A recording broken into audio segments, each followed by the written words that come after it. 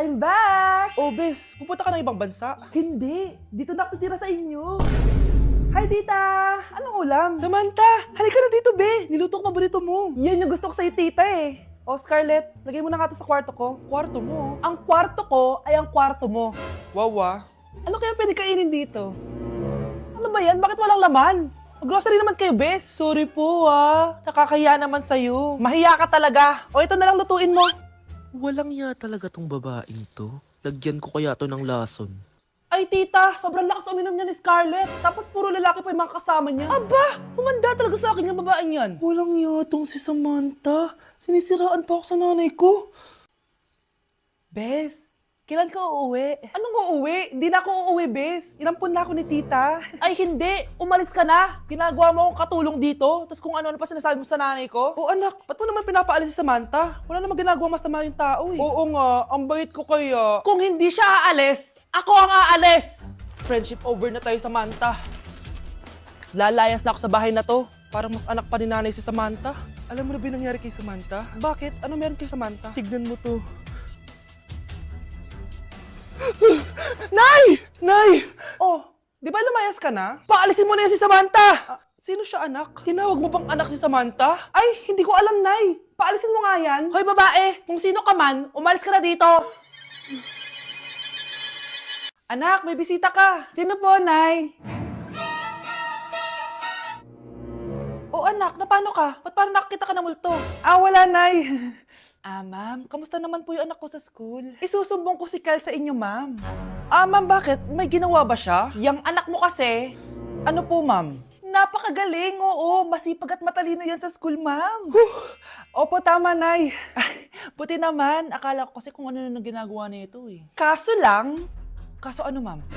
May mga kailangan lang ako itanong sa inyo, ma'am, kung totoo ba tong nasa test paper ni Kyle? Patay ako nito. O sige, ma'am. Unang tanong, anong pangalan ng nanay mo? Susan, ang sagot niya. Tama ba, ma'am? Tama naman, ma'am. Pangalawa, ano ang trabaho ng nanay mo? Ang sagot niya, housewife. Tama ba? Oo, ma'am, tama. Okay. Pangatlo, ano ang gustong ginagawa ng nanay mo sa'yo? Pinaglulutuan, binibigyan ng baon. Tama ba? Oo naman, mahal na mahal ko yan si Kyle. Ano ang ayaw na ginagawa ng nanay mo sa'yo? Wala naman nakalagay dyan, di ba, ma'am? Kasi wala naman ako ginagawang masama sa kanya. Ang nakalagay dito ay palaging inuutusan. Pinapalo ng hanger, Anay! binabato ng kaldero, sinisigawan, minumura, at pinapalayas. Tama ba, ma'am? Walang iya ka, anak! Halika rito! Nay, wag mo! Pinapalo pala kita ng hanger, ha? Halika rito, matatamaan ka sa akin! Nay, test paper lang yan eh!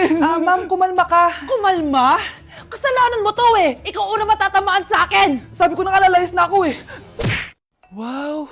Anak, di ako makapaniwalang may pinapatayo na tayong bahay. Nay, deserve natin to. Ang tagal niyo din to pinaghirapan. Ma'am, saan ko po ilalagay itong mga semento? Doon na lang sa gilid, kuya. Sige po, ma'am. Excited na ako matapos tong bahay natin, anak. Saan dito? Hoy, huwag ka pupunta dyan! Grabe nangyari sa Kawawa kanya. naman siya. Ba't ang daming tao?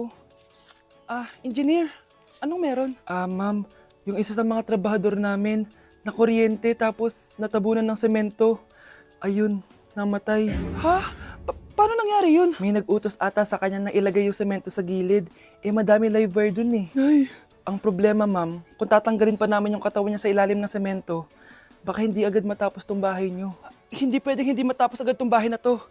Di bale, babayaran ko na lang yung pamilya nung namatay. Nay, sigurado ka ba? Sige po, ma'am. Sige na, ituloy niyo na yan. Congrats po, ma'am. Natapos din yung bahay niyo. Ang ganda, di ba? Wow, ang ganda. Maraming salamat, engineer. Una na po ako, ma'am.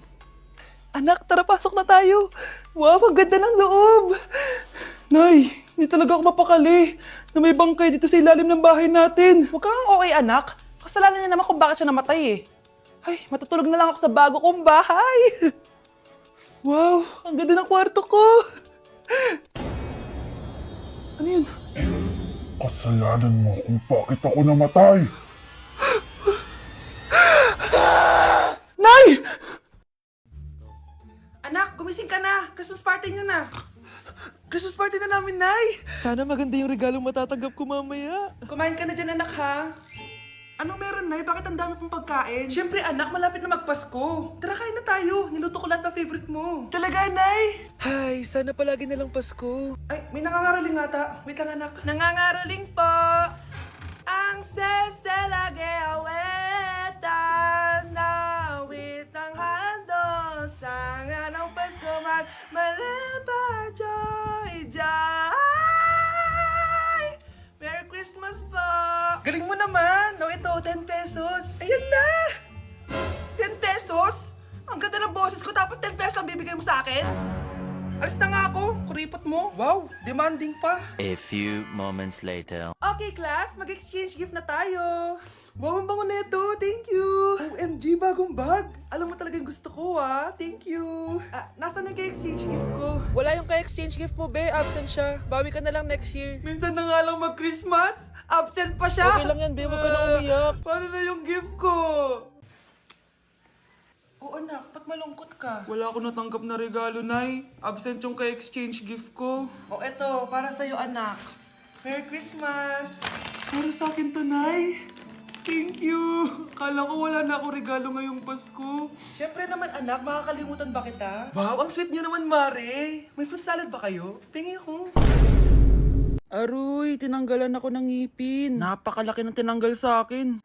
Hello guys! Kung napapansin nyo, naka-brace na naman ako. Ilang araw din ako di makakain na maayos dahil sobrang sakit niya guys. So bakit nga ba ako nagpa-brace ulit? Fun fact lang guys, 6 years na ako naka-brace before. Pero di pa rin na-address yung issue sa ngipin ko. Kung makikita nyo sa picture guys, medyo palabas or flared yung ngipin ko. Kaya naman nag-decide na ako na magpa-brace ulit. Sabi din ng dentist ko, kailangan daw tanggalin yung 4 na premolars ko para daw pumasok yung mga ngipin ko. Kaya ngayong araw, tatanggalin yung mga premolars ko. Bago pala ako pumunta ng dentist, kumain na muna ako kasi alam ko di ako makakain mamaya. Buti na lang talaga masarap ang ulam at nakakain talaga ako na madami. Medyo kinakabahan nga ako kasi ngayon na lang ulit ako mabubunutan ng ngipin. Yung last bunot ko ata nung bata pa ako. Dahil tulog pa si Honey Bunch, di ko na siya gigisingin. Ako na lang mag-isa pupunta sa dentist. Good luck na lang talaga sa akin mamaya. So ayan, kinakausap na ako ni Doc. Sabi niya wala daw ako mararamdaman na sakit kasi may anesthesia naman daw na ilalagay. Ito pala yung x-ray ng mga ngipin ko. So yung may black dot dyan, yun yung mga tatanggalin. Kung makikita nyo din, impacted din yung wisdom tooth ko. So ipapatanggal ko din yan soon. Ito na guys, last look na buo ang ngipin ko. Kasi mamaya bungal na ako. Ayan guys, nilalagay na ni Doc yung numbing cream para kapag in-inject na ako ng anesthesia, wala na ako maramdaman. Dito sa part na to, di ko na ma-feel yung bunganga ko. At thank you Lord talaga, hindi siya masakit. Parang hinihila lang yung ngipin mo ganun. Charan! Tapos na, medyo nahirapan si Doc ha. Paano di mahihirapan? Sobrang laki ng kinukuha. Rate ko yung pain niya, siguro 3 out of 10 lang. Pero alam ko mamaya pa to sasakit pag wala na yung anesthesia. Sabi ko din kay Doc kung pwede ko bang itago yung ngipin ko, ilalagay ko lang sa ilalim ng unan. Eto na guys, ang itsura ng ngipin ko ngayon. Bungal ira na. Dalawa lang pala muna binunot ni Doc kasi next week daw yung dalawa pa. So yun lang naman guys, bye!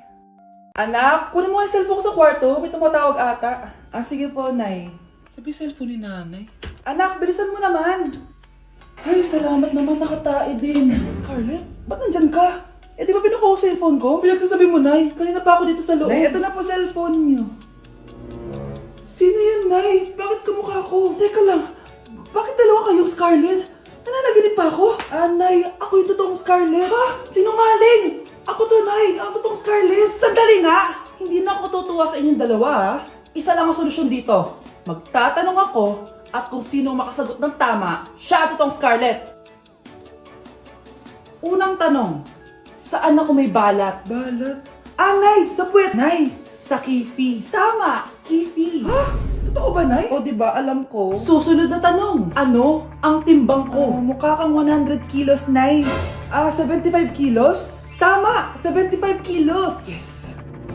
Huling tanong. Ano ang birthday ko? Birthday? Mahina pa naman ako sa ganyan. April 14, 1977? April 15, 1977. Tama! Ikaw nga ang totoong Scarlett! At ikaw, dahil talo ka, lumayas ka na dito, impostor! Ay! Sino ba kasing Scarlett na yun? Bakit kamukha ko siya? Anak, kilala mo talaga ako, no? Siyempre naman, Nay. Anak mo ko eh. Worth it lahat ng pagpaparetoke ko dahil sinira mo ang mukha ko noon. Ngayong napaniwala na kita, gaganti na ako sa'yo. Ang dami natin na pamilya, anak! Oo nga, Nay. Ang aesthetic nito. May ootsedi na naman ako. Anak, sino yun? Mukha silang masamang tao, Nay. Papunta sila dito, anak! Takbo na tayo! Sige, Nay! Anak, palitan mo! A few moments later. Ano to? Bakit nyo kami kinidnap? Ano gagawin niya sa amin? Mukhang mamahalin yung dala niyong gamit dyan ah. Marami kayong pera, no? Bobo ka ba? Okay lang to! Nilagay lang namin sa paper bag para magbuka kami sosyal! Wow!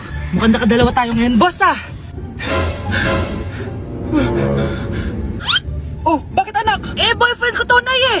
Walang liya ka? Bakit mo kami kinidnap? Aba, ayos yung boyfriend mo ah! Hindi ko naman alam na kinuha nila kayo! Ito ba trabaho mo? Nangingidnap?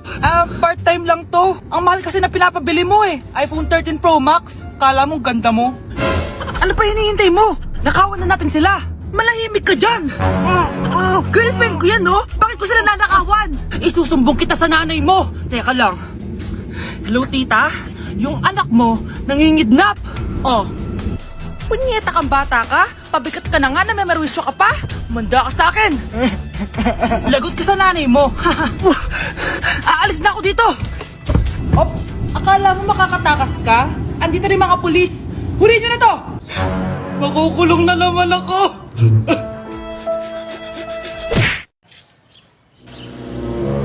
Sino yun? Ay, hi Mare! Uy, kumare, ikaw pala yan. Hindi kita nakilala. Dito ka pala nakatira, Mare. Akala ko maganda yung subdivision nyo. Ay, oo. Maliit lang bahay namin. Tara, pasok ka. A few moments later. Anak, mag-bless ka sa bisita natin. Mayaman yan. Sige po, Nay. Bless po. Wow, may manners. O, eto. 5,000? Thank you po! Yes!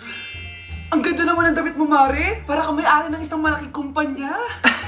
May-ari naman talaga ako ng malaking kumpanya, Mare. Pero salamat O, etong para sa'yo. Lalakihin ko na Kawawa ka naman. 10,000? Ba't ka pala napunta dito, Mare? Naghahanap kasi ako ng jowa ng anak ko. Bibigyan ko ng 1 milyon, brand new car, at house and lot kung sino man ang mapili ng anak ko. Ay, oo, Mar! Saktong-sakto, single tong anak ko. Hello po. Oh, eto na pala siya. Nay! Ano ba yan? Ayoko sa kanya. Sumunod ka na lang, para yumaman na tayo. Ang pogi mo naman. Ako nga pala si Jana. Ako nga pala si... Mag-isip ka ng pambabaing pangalan. Venice! Ano sabi mo? Ha? Di ba lalaki ka? Bakit Venice pangalan mo? Ay, hindi niyo pa po alam? Bakla po ako! Hindi po kami talo ng anak niyo. Punyita ka talaga. Ay, hindi pala sila pwede, Mars. Sorry. Sayang, gusto pa naman kita. Jackpot na, naging bato pa. Langya kang bata ka! Yayaman na dapat tayo! Halika dito! Punta ka sa akin!